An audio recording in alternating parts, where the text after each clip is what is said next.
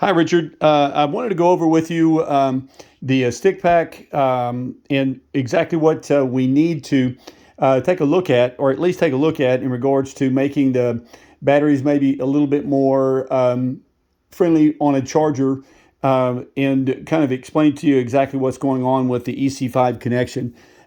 This particular EC5 right here that I've got right here, this EC5 is what's called a push on. So in other words, I'll take the bullets out.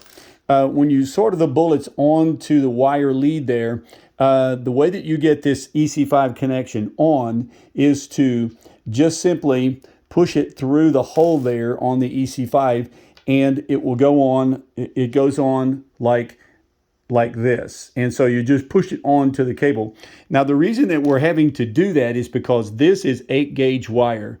And I think you were making mention that we need to stay with the 8-gauge wire in the setup with this, and that's fine. But the other type is a pull-on type of EC5 connector, meaning that you're going to have to run this EC5 onto the wires here, and then solder this connection onto the end of the wire. And then once you finish that, then you pull this EC5 connector back over the bullets and then pull it forward until it snaps in place on the wires like that. But this gauge wire here is too thick for that to go onto this EC5 to do it that way, because they make a push on and then they also make a pull on type of EC5 connector.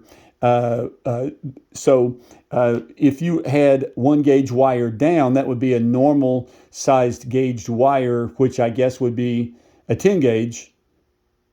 And if it were a 10-gauge, then it would be smaller wire, and then you would be able to put on any type of EC5 connector, whether it was a pull-on this way or whether it was a push-on this way. So what you're going to do is just take and solder this end point, this bullet, onto the end of the wire here.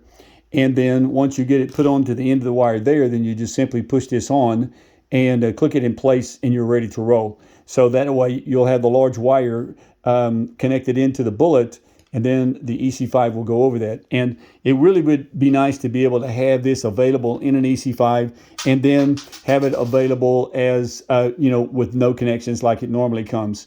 So I hope that explains it. With the length of the wire needing to be just a little bit longer to accommodate a parallel board.